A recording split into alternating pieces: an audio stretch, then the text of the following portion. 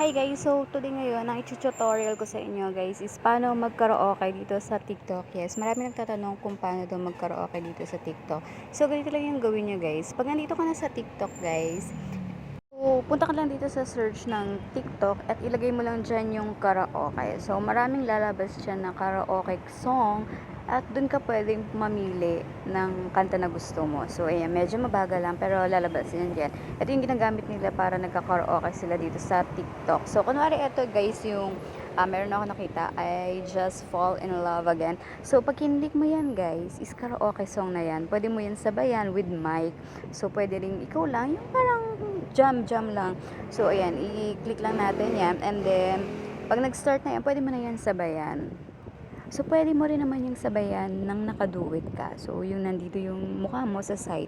So, i-click mo lang yung share, yung arrow dyan. Tapos, makikita mo dito yung, lalabas dyan yung duet. I-click mo yung duet, guys. So, para makikita mo yung sarili mo habang dinuduet yung song. So, lalabas yung camera dyan. And then, dito sa kaliwa, or sa kanan, basta, ayan, lalabas dyan yung face mo. And then, pwede mo nang sabayan yung song. Although, yan yung tinatawag na duet karaoke dito sa TikTok. So, ayan yung ginagawa nila kung gusto nilang kumanta na tapos pwede naman nila yan ma-post guys. So, ayan, ganyan lang siya kadali. So, kung gusto niyo mag-karaoke, hindi niyo na kailangan maghanap pa ng karaoke sa YouTube.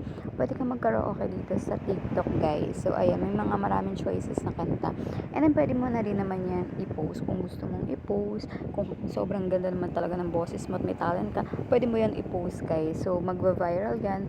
At, yun. Ganun yung ginagawa nila. So, kaya kung ako sa inyo guys, i-try nyo na yan kung gusto nyo mag-karaoke dito sa TikTok. So, ganito lang yung kadali lang yan. So, ayan. O gusto nyo, meron kayong ibang kaduet, pwede rin naman yun guys. So, yun lang guys. Thank you for watching.